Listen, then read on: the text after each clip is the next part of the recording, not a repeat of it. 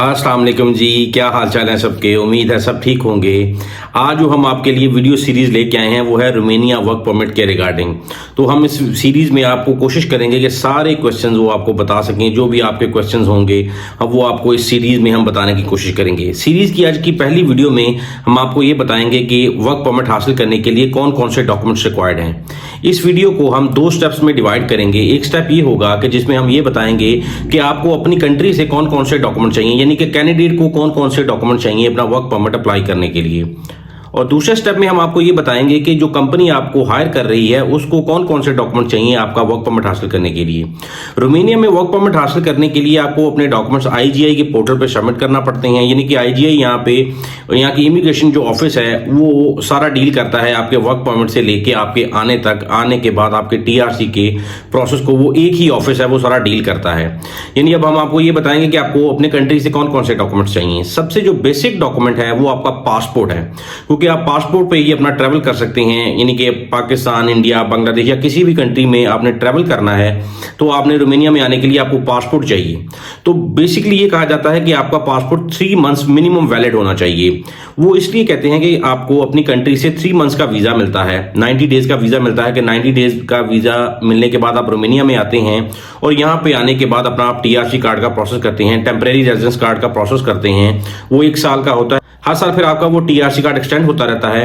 तो सबसे बेसिक चीज है आपका पासपोर्ट। तो आपने कोशिश करनी है कि आपका पासपोर्ट एटलीस्ट 1 ईयर वैलिड हो, लेकिन जो बाय लॉ है वो 3 मंथ्स तक वैलिड भी होगा तो वो आपकी एम्बेसी में सबमिट हो जाएगा। और दूसरी जो सबसे इंपॉर्टेंट चीज है वो है आपका पुलिस क्लियरेंस सर्टिफिकेट। आपको आप किसी भी कंट्री में आपने अपना वर्क परमिट अप्लाई करना है, बहुत सारी कंट्रीज ऐसी हैं जो आपको विजिट वीजा अप्लाई करने पर भी आपसे डिमांड करती हैं कि जी आप अपना पुलिस क्लियरेंस सर्टिफिकेट दें।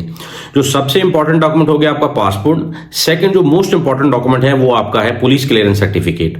और इसके बाद आपको आपकी सीवी चाहिए, यानी आपने जिस कंपनी में अप्लाई किया है, जिस जॉब में अप्लाई किया है उसके अकॉर्डिंगली आपकी सीवी मेंटेन होनी चाहिए। आपने जो आपका एक्सपीरियंस है वो जॉब के रिगार्डिंग होना चाहिए। और आप इसके बाद आपको अपनी पासपोर्ट साइज पिक्चर्स चाहिए। रोमेनिया के लिए बहुत सारे कंट्रीज में आपका मेडिकल सर्टिफिकेट नहीं मांगा जाता। बहुत सारे जो एजेंट्स हैं डिफरेंट कंट्रीज में वो कहते हैं जी हमें जी तो आपका मेडिकल सर्टिफिकेट चाहिए। वो बेसिकली होता ही है कि वहाँ की जो भी मेडिकल की लेबोरेटरीज होती हैं उनके साथ उनकी सेटिंग होती है कि जी जितने लड़के आपके पास भेजेंगे मेडिकल के लिए आप उसमें से इतने पैसे हमें देंगे। रोमेनिया में आपने जब वर्क परमिट अप्लाई करना है तब आपका मेडिकल रिक्वायर्ड नहीं है। जैसा कि आपने अब जान लिया कि आपको अपनी कंट्री से कौन कौन से डॉक्यूमेंट्स चाहिए जो आपने रोमेनिया में वर्क परमिट हासिल करने के लिए बनवाने हैं या आपके पास होने चाहिए। सबसे पहली चीज है आपका पासपोर्ट, सेकंड पे आपका पुलिस क्लियरेंस सर्टिफिकेट, थर्ड पे आपका पासपोर्ट साइज पिक्चर होगी और फोर्थ पे आपका मेडिकल सर्टिफिकेट होगा। लास्ट में आपकी सीवी होनी चाहिए, जो आपकी अपडेटेड सीवी होनी चाहिए, जॉब के रिगार्डिंग होनी चाहिए। ये डॉक्यूमेंट्स आपको अपनी कंट्री से चाहिए जब आपने रोमेनिया में किसी भी कंपनी में वर्क परमिट अप्लाई करना है। इस सेकंड स्टेप में हम डिस्कस करेंगे कि जो रोमेनिया में आपकी कंपनी है उसको कौन कौन से डॉक्यूमेंट चाहिए आपका वर्क परमिट प्रोसेस करने के लिए। सबसे पहले कंपनी को अपना रजिस्ट्रेशन सर्टिफिकेट चाहिए होता है। फिर कंपनी को एक अनाफ से एक डॉक्यूमेंट चाहिए होता है। वो ये डॉक्यूमेंट होता है कि कंपनी पे कोई भी लाइबिलिटी नहीं है, कोई भी टैक्सेस इसने कंपनी ने पे नहीं करने हैं या कोई भी बैंक करप्सी का कोई मामला नहीं है। तो एक डॉक्यूमेंट अनाफ की तरफ से कंपनी को मिलता है। अनाफ उसको मेक श्योर करता है कि ये कंपनी बिल्कुल ठीक है, इसको कोई इशू नहीं है, ये अपना वर्क परमिट एप्लीकेशन सबमिट कर सकती है। और दूसरा जो डॉक्यूमेंट चाहिए होता है कंपनी को, कंपनी का भी पुलिस क्लियरेंस सर्टिफिकेट होता है। जिस तरह हम कोई भी अपना पाकिस्तान, इंडिया, बांग्लादेश में अपना पुलिस क्लियरेंस सर्टिफिकेट बनाता है, इसी तरह कंपनीज का भी पुलिस क्लियरेंस सर्टिफिकेट बनता है रोमेनिया के अंदर। किसी कंपनी ने अपना वर्क परमिट अप्लाई करना है अपने एम्प्लॉय के लिए तो वो अपना पुलिस से पुलिस क्लियरेंस सर्टिफिकेट लेगा कंपनी के लिए। तो और इसके बाद फिर वो यहाँ पे जो लेबर ऑफिस है, लेबर ऑफिस में अपनी एक डिमांड लेटर के लिए वो एक एप्लीकेशन देता है कि जी मुझे 5 बंदे चाहिए, 50 चाहिए या 100 चाहिए। वो एक लेबर ऑफिस है, वहाँ पे उसके डॉक्यूमेंट सबमिट होते हैं, कंपनी के डॉक्यूमेंट सबमिट होते हैं और रिक्वेस्ट सबमिट होती है कि जी मैंने इतने बंदों को हायर करना है तो लिहाजा मुझे अलाउ कर दें।